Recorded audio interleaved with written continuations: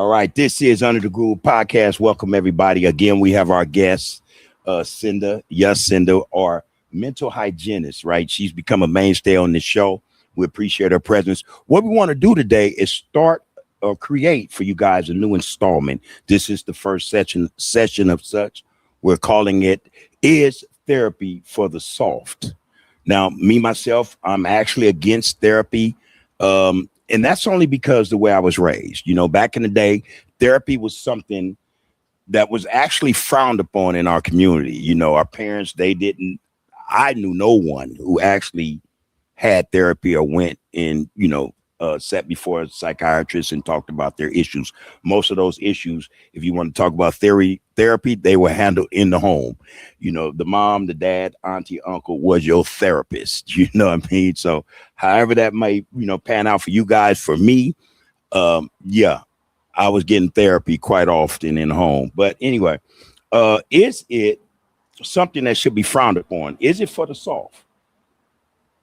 That's the question. I want to pose that question to Cinda and ask her whether or not that's something that should be looked upon as, individual being soft because they need therapy to help them get through whatever issue they may be going through.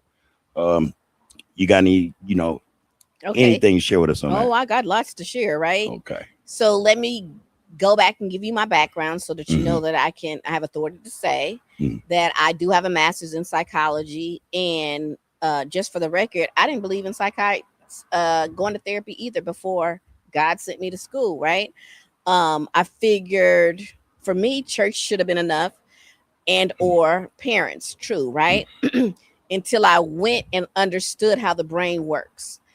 So it gave me different knowledge and understanding of why we do need therapy. And for me, it's more about being able to talk it out and someone giving you a different perspective. That's my job, to come in and give a different perspective that you might not have thought about. So sometimes there are things that you just don't think about. And I pose a question perhaps and like, oh, I didn't know that I could even think that way.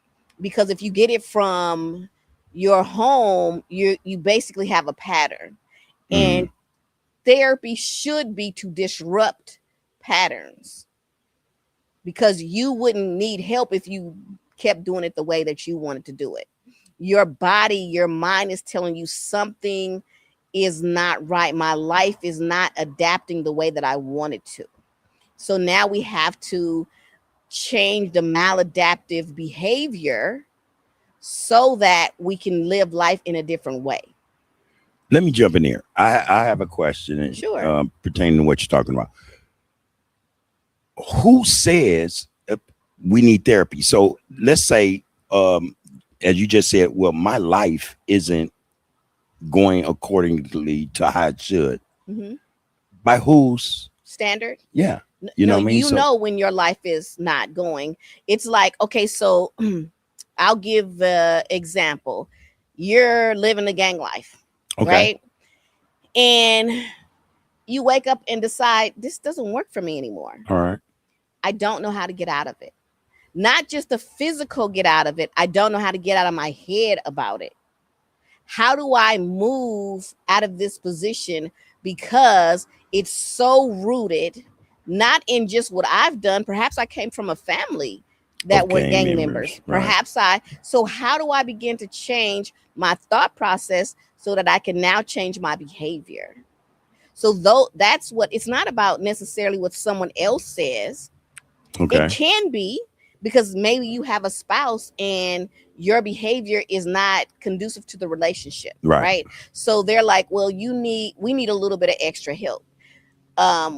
It's not, we're not working out, all the things. What does that require that we go and seek professional help? It doesn't necessarily require it. Can that help, but it can help be found in the community? Okay, so the only thing with that is if you're around a community that have like-mindedness, how are you going to change the narrative? It's about changing the pattern. Well, a little while ago, you said the church. Right. It has, or it plays, or should play a part in our everyday life in the community. Right. Wouldn't the church be So the church should be, right? but what I have found is that the pulpit doesn't teach enough or even maybe know enough of how to change the perspective, because they behind the pulpit they'll say come to Jesus and everything will be okay, which is a true statement but not a complete statement. Because how do you change a recording and the voices you hear in your head if no one told you how to? Because you don't know, oh, I have 3 different voices baseline. And I'm saying it from a Christian standpoint, and let me qualify it, right? From a Christian standpoint, you have your voice, you have the voice of God, and then you have the voice of Satan. That's from a Christian standpoint. So how do I differentiate which voice I'm hearing? So in a church, in my opinion, does not do a well enough job to give you that. And then I have to unlearn a lot of stuff. The church, especially these days, it's more of an exchange. And the exchange already happened when Jesus died. So if I'm still striving, I gotta do this, and this, which is works. I'm not growing. I'm working towards something else, which sounds like, isn't that the point? But it's really not the point.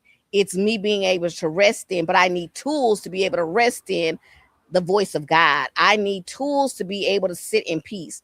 I need tools. So I'm the one that gives you the tools and permission to use them. Okay, so church being one perspective. What about teachers? Teachers, they can help as well, right? If they know there's a problem. Okay. And why wouldn't a teacher, if she's worth her salt or his salt, right, would see, these issues or whatever, in the student? Elders in the community, they also, they every day, they see him. Little Johnny watched him grow up. True. They see the changes. You know what I mean? So I'm just asking, before you get or we get to that point where we're talking about professional help, what about all these other go-tos that exist, and especially if you think about it, some of these people have lived experiences. Absolutely. So they very well may be in a position to help walk someone through something, get them from A to B, hopefully to C. I absolutely agree with you in that, right? I'm not negating any of that. Okay. There's still a different skill set, let's say, with me going to school. Like, I've always had a little bit of wisdom. I've always told people, but once I went to school, I got a different skill set of literally how the brain works, literally the mechanisms of why things shut down. So you could have a wise grandmother. We'll just say a wise grandmother, right? And yes, she has lived experience, but she might not really understand why you're behaving the way you do. In that context that you're speaking about, though. In that learned, that in that department, the clinical sense. Right, in the clinical sense, yes. But her lived experience has value. I think. No, I'm not negating that. Absolutely. Yeah, and I understand that. I think goes beyond what someone reads in a book or what they're told in a book. There's a difference, I think. You're right, to an extent. Because again, now let's say I'm sitting in the grandma situation, right? So I have lived experience, but I also can recognize, oh, your brain doesn't work the same way as someone else's brain. Okay. Right? So I can still give you the wisdom of grandma, and I also have clinical experience as well of how to change the thought process. Not just give you a wise word, but give you the tools of how to give a wise word, if that makes sense. I can now walk you out in a different way. Because, okay, so you spoke about a teacher. Yes, a lot of teachers, a lot of the elders, they do have a lot of wisdom. But sometimes, especially with teachers, they're overwhelmed because they have different students that have different needs. So how do I touch every one of those needs? So when you come in and you get, like you would come to me as I'm a coach, I'm not a therapist, because I never went to get my license for other reasons, right? But you're going to come and you're making it you're doing that intentionally. I need some help intentionally.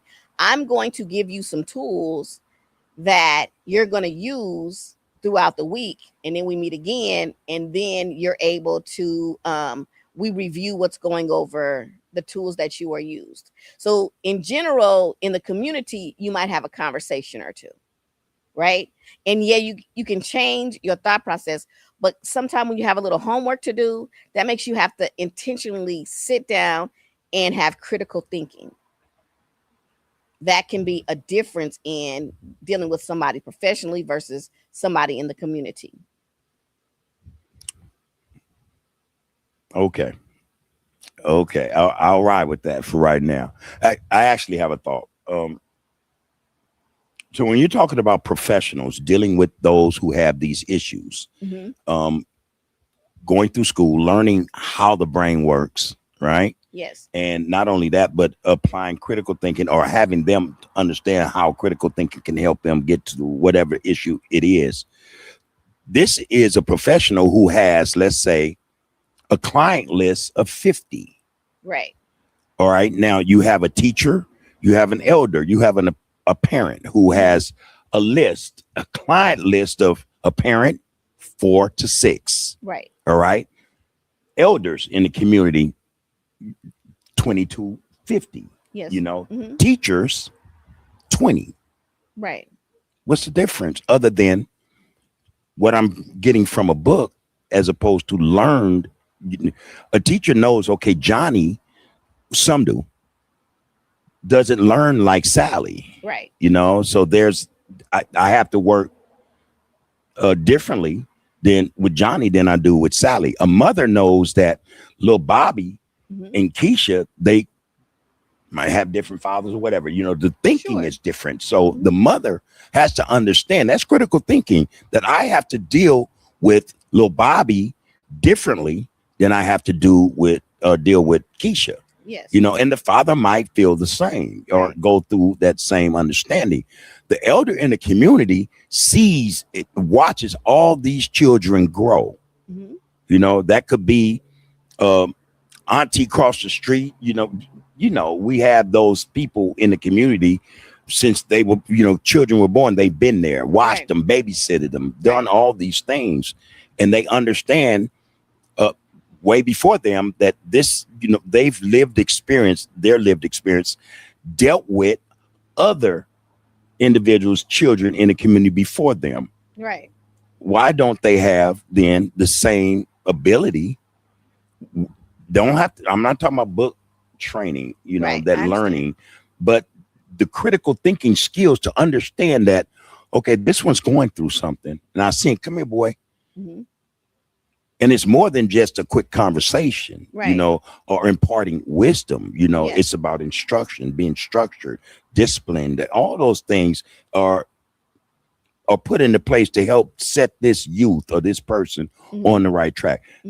Does that make sense? Oh, absolutely. And I'm not negating any of that, but the criteria is a little different, right?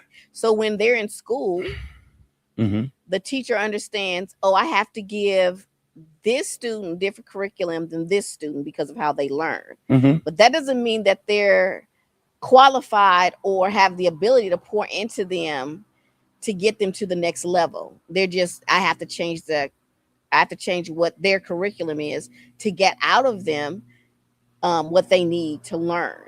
So yes, you're right. Some kids are textile, some are visual, some are audible. So yes, you set up your criteria in school, the curriculum, I should say, in school for that. But that doesn't necessarily mean that you're changing their thought process, because they still have to go home. Okay. And they might not have the tools at home to deal with social constructs at home. Right. So even if this is why a lot of them can't wait to get back to school. Yeah, this is true. Absolutely. You could get that imbibing of, because yes, you're getting a different kind of love. But coming to, let's say we're doing a session. In that session, and you said you might have 50 clients, right? But in that hour, you're my only client. Okay. In that hour, you're my only focus. All In right. that hour, you're the only thing that I'm thinking about. I'm not thinking about those other, let's say if I'm a student, 50 kids, Mhm. or I'm a parent, I got 3 other ones that I got to worry about. Mhm. No, I'm hyper focused on Mhm. you. That would pertain to a teacher. I could see that Even with the parent affecting the though. teacher. Because remember, the parent has to go to work. They got to make sure that the other 3 kids got their homework done. They have to make sure. So I'm splitting up one person, or even if it's a 2-parent household, they're still getting split. And I think that's the difference okay. between a parent and a psychiatrist, or someone Or who's clinical, psychologist. psychologist. Mm-hmm. Yeah, they have a client, and yet and still they have a life. They go home. Yeah. They deal with their children. They deal with all Absolutely. those things that they have to deal with in Right. their day as well. Yeah. You know, so This is true. you know, So I'm saying, but in that hour, it's only about you. okay. It's not a split mind Mhm. of, look, like you said, if a therapist is worth their salt, they're not thinking about what's for groceries, where I'm going to get groceries if I'm focusing on you. That is literally my job at this moment, Mhm. is making sure that you are the most important person in the In room. front of me. Okay, Period. at this Right? time. I get that. And I'm giving you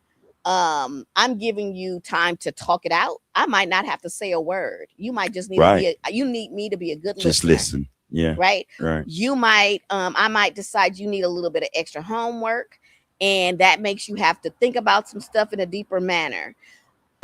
And sometimes the way that I handle it, most people just need to be heard, right? And then I can say, well, did you think about X, Y, and Z? Because a lot of people only have their thought process, and their thought process is the only thought process, right?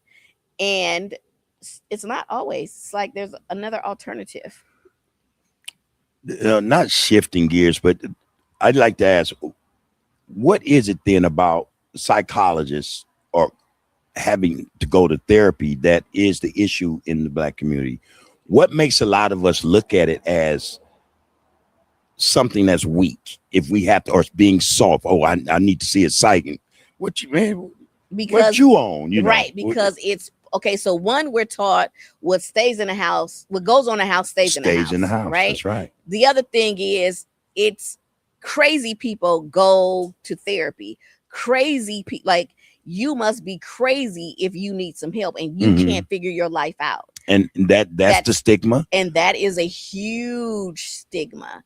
And then imagine a Black man already struggling, Going through it, yeah. that don't have great male examples, and now you got to go get help. Bro, what's wrong with you? Mhm. Yeah, because I need a little bit of extra help. Yeah, because they might not have community to talk to them, or the community that they're in, it's still not taking them to the level that they can't get their thought process together. Mhm. Right? A great example, like we had when we talked before about this young man that was in the gang life, that had went to jail, Right. all the things, and so he had community around him.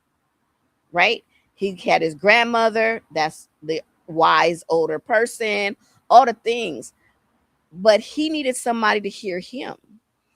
And sometimes you got to be outside of your community for someone to hear you in a different way.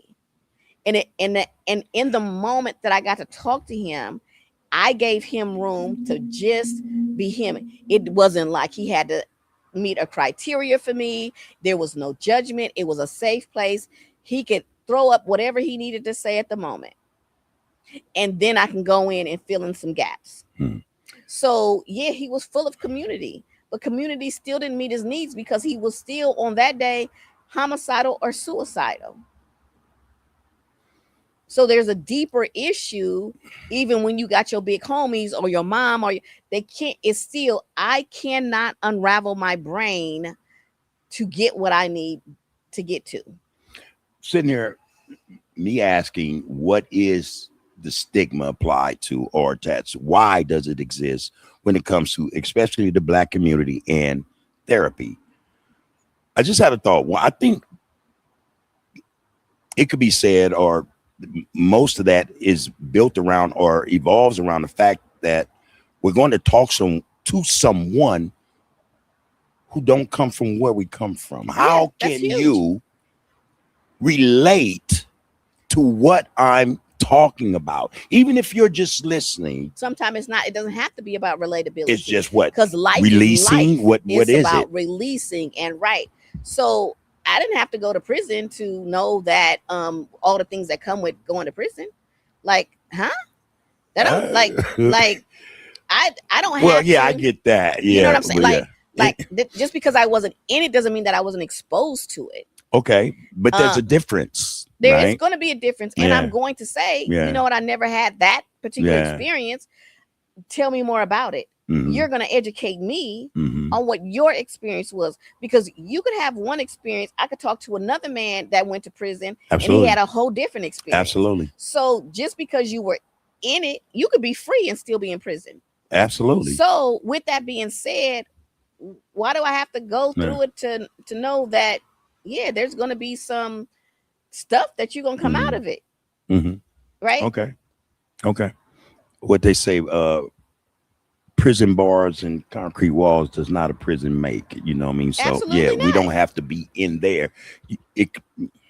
Prison is, I think, where you make it, where you create it. Yeah. And you don't even, what people don't understand. So even with going to prison, you did something criminally, you can be in a prison and be very soft, like never did a criminal thing, never. It's just that I can't get beyond this thought process that I'm in. I'm in this loop and I don't know how to move out this loop. It's about getting out. Again, we're disrupting the pattern. How do I get out of this loop of thought process? Because life keeps hitting me, and every time I get to one level, then here comes something to knock me down, right? And then I go back to what's comfortable. It's hard to change. Change is not easy, but so often necessary. So then how do we get to the point where, or how can we share or impart to the people that it's okay to receive therapy, that receiving therapy does not make you soft or weak? Right. People that look like you. Yeah, right? I don't know. No, because we're having a conversation. Okay. Whether you agree with me or not, the information is going out. Okay. And you're brave enough to have the conversation. So many people aren't even brave enough to have the conversation. Let's start there, right? Like, I'm absolutely not going to talk about therapy. I'm absolutely not going to talk about mental health issues, mental health or anything, right? Whatever. I'm not, we're not going to open that door, because that's really a scary door, and it's such an unknown door that people just don't want to deal with it. But whether you deal with it or not, it will deal with you. You know what I think? I think that here's the thing. I think that there are a lot of us, look like me, sure, who would involve themselves in therapy if who they were sitting with or talking to looked like them. True. Absolutely. All right? Absolutely. I'm gonna give you an example why I say that. I was in prison, and I was told the only way, one of the ways you getting out of here, if you take therapy. And I'm like, I'm 50 years old. You know, I was raised in we didn't play that, so it was already ingrained in me. Absolutely. That this was taboo. This was something I'm not supposed to do.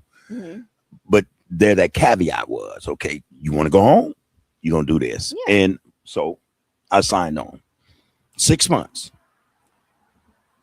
The first day I went and saw this individual, I almost backed out because they had me go sit in front of a white woman who had cosmetic surgery. It was just so apparent. I mean, everything, the whole body. Right. So, and my mind's like, because, my idea of therapy was, how are you going to help me? And I see it's so obvious you have issues. What are you going to do for me? What can I tell you that's, I mean, I was shocked. I do understand. Like, what the hell? What kind of, just some kind of game? Yeah. What with my telling her about how does that, wait a minute, because I'm having an issue just looking at you. Absolutely. You know, that was the thing for me, you know. So I can imagine a lot who look like me, they go into these situations or they have to deal with this type of stuff, and they are presented with people who have, you know, could be, you know, we have our, you know, way of thinking too. We see shit too. Yeah. Like, hey man, what are you supposed to do for me and you haven't done for your damn self? Yeah. I So understand how are you going to help me? I think that's one of the issues. And that's one of the issues. Right. So with that, and I'm on board exactly, because every therapist is not for everybody. You have to be your own advocate and say, is this a good fit? Right. Right. Well, I had no control of that. Right. No, I understand. Yeah. So in that, you do what you have to do. You get what you can get from it. You glean from it, and what you don't need, you leave. Right. Play the game to win because you want to get out of jail. But that doesn't mean that she still couldn't give you some great information. I get that part too. Right. Yeah. So unfortunately, so it's really funny when I had to take my clinicals. I loved working with people that were court ordered, because most of our cases were court ordered. Why? Because then you would not, Why? Why do you like that? Because you wouldn't come if you weren't court ordered, right? So, now I got your ear because you want to get out that case. You want me to write you a good report. You need something from me, but I need you to sit down and listen to what I have to say to you. And once we're done with it, they get something out of it. And that's so beautiful. Yeah, you were forced to do it, but now look at the investment you put in your life. And I never had one that regretted having to, once we were up, they literally still want to call and talk to me. And I couldn't do it. But so no, and it's the way you need to set it up. I always showed up as, I'm your friend. I'm your best friend that you didn't know you needed. It's not going to always be comfortable. I might say some things that you don't like, but I'm your friend. And I just got I'm not better than you. I just got different knowledge than you. All right. Right. So when you pose it that way, it makes it a little easier. No, we're not going to sit on a couch. We might go have breakfast. Right. We might go to the Rhodium and outdoor shopping. But we're going to chat it up, and we're going to still get our therapy in. But it's just the way, everybody is not going to go into a white sterile room and be able to, but if I can get you to talk to me, then we're going to have some feedback. And then I give you something, you're like, oh my God, I tried that and it worked. I can't believe that I never thought about that, because you didn't know to think about that. It's no different than a kid going to school. They can be smart as all get out at home, right? And then they go to school and got to learn how to their letters. It's a building foundation, right? Their letters and numbers. So they're like, oh my God, my baby is so smart. And then they got to learn the ABCs. And now they got to learn how to spell words. They don't spell six letter words. They spell 2-letter words, right? But they wouldn't know that if they didn't go to school, if they didn't get the tools to be able to be a great writer later in life. So it's the same exact thing. It's just because it's therapy. So for me, that's why I'm a mental hygienist. If you think about it, I'm just here to clean up your brain, your thought pattern. That's all it is. That's a little more palatable than going to a therapist. A therapist, yeah. Right? So then there's no reason to think, one has to think that they're being soft because they come see you. Absolutely. A mental hygienist. In fact, that's great courage to come see somebody and say, I can't get this together. That takes courage. You strong to say, I can't carry this any longer. Because if anything rigid's going to break. That's the takeaway from it. That's the takeaway, is that I get a release in a safe place. Because it should be safe without judgment. Yeah, I might have to say, or someone else might have to say, well, did you think of it in this way? Or be like, nah, you was a little wrong in that situation, right? Because again, for me, I'm gonna talk to you like we friends. Like, did that really work out for you that way, right? So it's the approach. You should be your own best advocate. That's whether you're going to the doctor, getting a therapist, whatever. It should be a good fit. because all professionals, just because they're professionals, don't mean they're a good fit. They're practicing. Mm-hmm. So you have to be wise, and you have to be able to fill the room when you're doing it more or less voluntarily.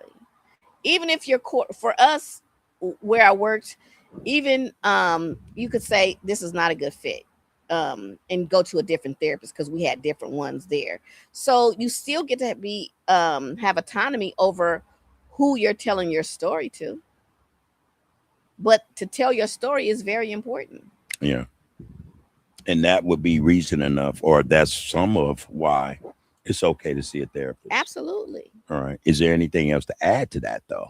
Because again, we're talking about a community of people who actually, I'm just one of many, I'm sure. Sure, absolutely. That has this idea, this stigma. Oh, no, it's very hard to get somebody to talk to you. Yeah. So that's why I have to have a certain kind of approach when I say I'm your best friend, because I'm going to make you feel like I'm your friend. Is that approach the same amongst other psychologists? Not necessarily. We all have our own. A different approach. Yeah, we all have our own approach. And, depending on what your background is, but that's what works for you. Right. To engage in my clients, and then they feel safe and want to come back and do it again and again and again. And that's very important, to be brave enough to say, I need help. When does that end? It ends when you feel like your life is no longer maladaptive, which means that my life is no longer, I can adapt to what I'm doing now. Life is in terms of time, in terms of participation. Yes, I do understand. What are we talking? 6 months? It could be. So a year? If you go like government, they pay for it, you're only going to get 6 months. Okay. You might not need a little longer than 6 months. Okay. To adjust to, because again, change is not easy. Mm-hmm. And again, everybody's brain doesn't work the same. So you have to give room for that growth. They could take, I've known people that have been in therapy for 20 years. Now, for me, when I first started doing that, that was really crazy work. Like, what do you mean? Wait a minute. Somebody's been in therapy for 20 years? 20 years. Yes. What? Now, there's a problem then, for real. I don't agree with, now that I know differently, I don't. Because some people just can't get life together, because then, okay, I finished that one. Now something else hits me. Could have been that psychiatrist or psychologist said, well, you're not really ready yet. You need to keep coming back. They could be. Yeah, right. Absolutely. Okay. Yeah, I think so. 20 years. Yeah. I wouldn't want to deal with somebody. No, I won't even say that. I wouldn't want to deal with somebody for 20 years. That's not a true statement. Because if I'm helping you move along in life in a positive way, and I need to see you once a week for 20 years, and that's what makes your life balanced, then come see me for 20 years. Some people just, it's no different. Don't you got homies that you've been friends with for 20, 30 years? Mm-hmm. It's the same idea. If you take off the fact that I'm a therapist, which I'm not, but you take that off, we built a relationship. So now you feel safe to come talk to me about anything, and you know that it's not going outside that room, and I'm not being judged on it. Okay. Yeah, it's new information, right? To wrap your brain around, like, and again, remember, I'm telling you, I came from that perspective of, why do people need therapy? Right. I'm coming from church. God is enough. And it's not that he's not enough. It's that the church isn't teaching us properly. That's my opinion and my experience, right? So then we're out here lost and don't even know we're lost, but we put God's name on it and Jesus' name on it. But y'all just as lost. It's pastors that commit suicide. It's pastors out here being a hoe. Those are deeper issues. But they're in the pulpit telling you better live a better life, and they're not. That's rotten fruit. That's a whole nother conversation. But again, from a therapeutic standpoint, you haven't changed your mind, which means that Bible that you preaching from, that you say you're reading from, it's not moving the mark. You need supplemental help in that area. Okay. Right. So, and that's across the board. That's just my experience in the church. Okay. So this first installment of Groove Therapy and we're talking about, is it, you know, well, why is it considered weak or being soft to go see a therapist? That question, can we, let's pose that to those in the streets, you know, those who may Sure. need it more than they know, or, you know, more than we know. How do we address that to them? How do we put that to them? You know, those in the streets, hey, you know what, it's okay to, you know, get therapy. Just like you said, it's okay to go talk to somebody. It's okay for Yeah, you to it's come okay. talk to, hey, It's you know, okay. Yeah. Like, why do you want to carry that burden that you don't have to carry? therapy, that costs though, right? Yeah, that, and a lot of people do not want to pay, That costs. especially in our Yeah. community. But you can go buy a bag of weed. That might be You that do what therapy. you do what's important for you. That's not, but that's not That- changing the. That is numbing it for the moment. It's medicating, huh? You're Yeah. self-medicating. Mm-hmm. It's not giving you tools to do something different, Hmm. right? So you'll do what's important to you. If it's important to you to change your mind, you're gonna get that money to change your mind. And once we talk through some stuff, you might not no longer need the weed, the alcohol, because people have coping mechanisms. But Yeah. is a coping mechanism working for you? You can smoke so much weed, and then you can have psychosis from that. Yes. That's a really they're like, oh, that's a soft drug. No, that's really a thing. You can have psychosis from smoking weed. Then you get into the higher things because now the weed is no longer effective. They say weed is the gateway. That's the gateway drug, right? So now we have to go higher and higher because I don't want to deal with what's in my head. Well, let's get it out your head. So, one, there's this stigma about therapy in the community. Right. For those who like, okay, well, I can get over that, but how do I get to the part or the point where I'm getting therapy? It costs. Yes. You say, okay, but you pay for important. weed. You'll pay for what's important. Okay. Yeah. You put that in your budget. And I'm going off on trip. What does a session cost? So for me, it could start at $125 an hour, right? All right. So you have to be committed to that $125. That $125. I could say, oh, I'll come talk to you for free. But most people take for granted anything they get for free, whether that's therapy, a car, whatever it is. Whatever. Right. But if it's important to you, I've got to get this money to make sure that I'm good. The other thing that people don't realize is, okay, well, I'll just go through it with my insurance, right? But when you go through therapy with your insurance, what people don't understand, they have to diagnose you with something in order for insurance to cover it. First insurance that stays on your record. It never comes off your record that you've been diagnosed with something. So your advice is? So my advice is to talk to somebody like me.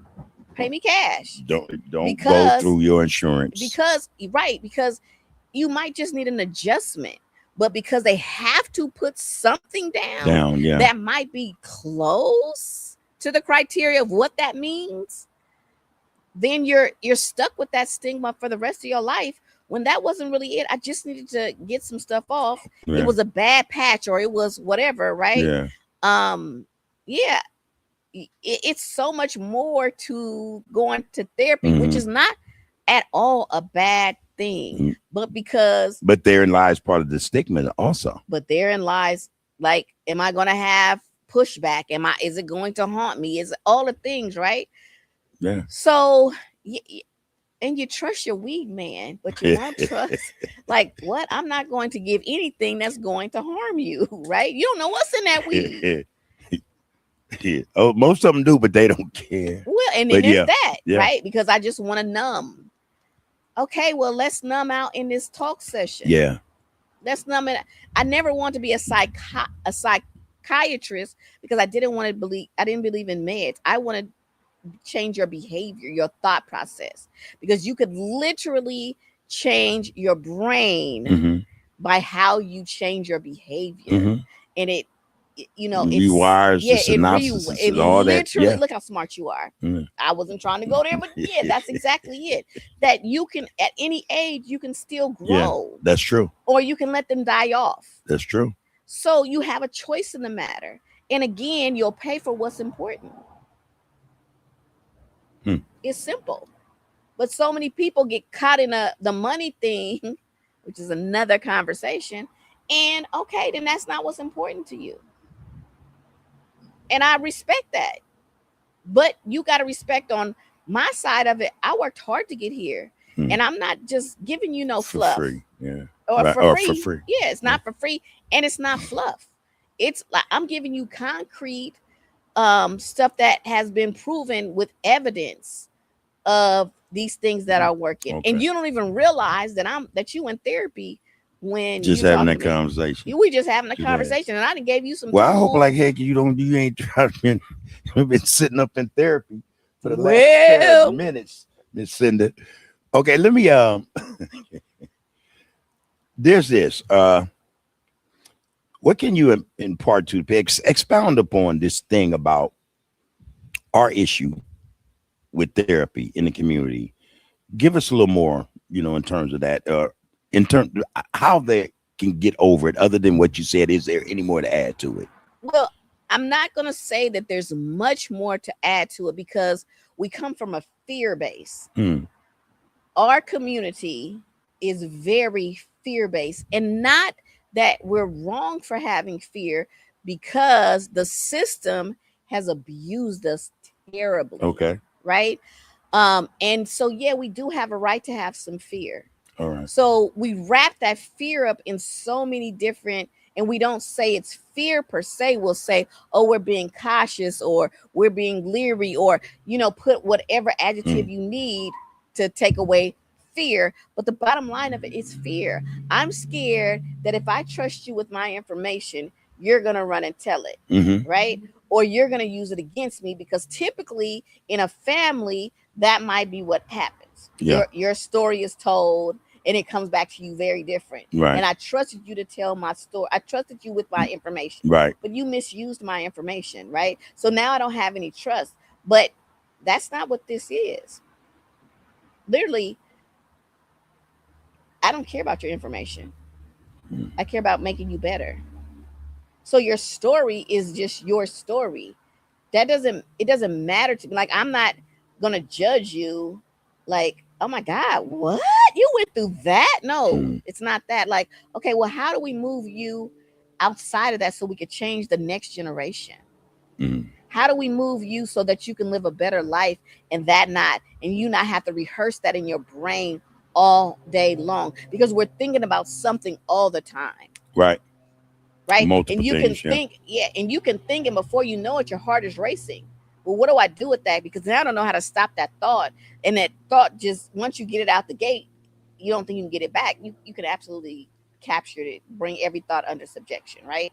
You can absolutely do that. You can stop it before, because you already know, oh, this is a pattern. We don't pay attention to pattern. It's so much that we don't know and pay attention to that we take for granted. Well, this is just my life, or this is just how God made me. That's not a true statement. That's it. That's all. All right. Like I said, this is our first installment of Groove Therapy, and it's always an honor to have Cinda here with us. I'm going to start another session with you. Sure. Something different, if you're okay. You got the time. Absolutely. We jump into that. Yeah. All right.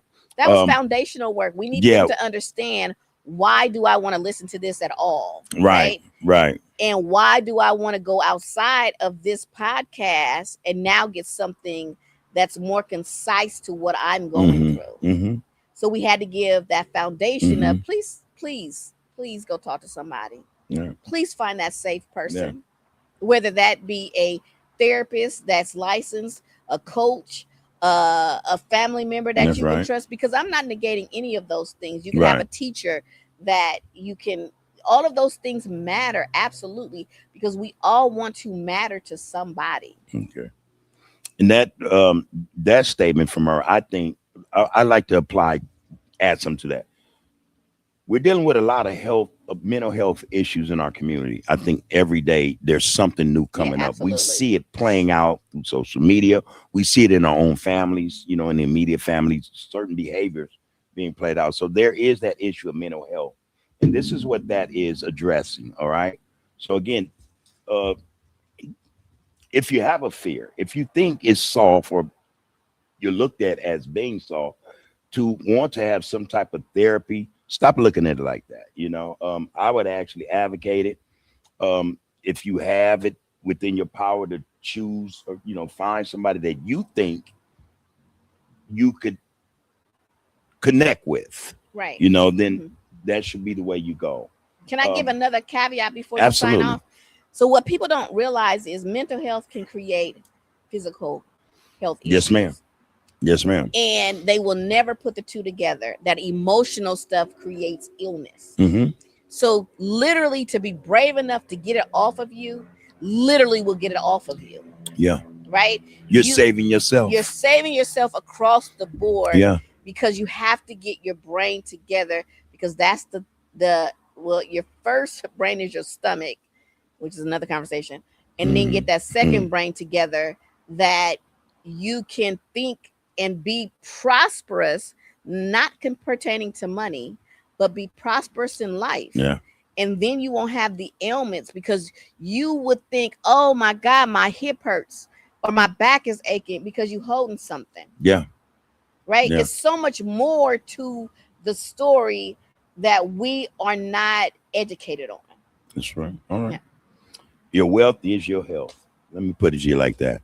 Again, I appreciate you as always. And this is or has been Groove Therapy. We're going to do another session. I like to do another session.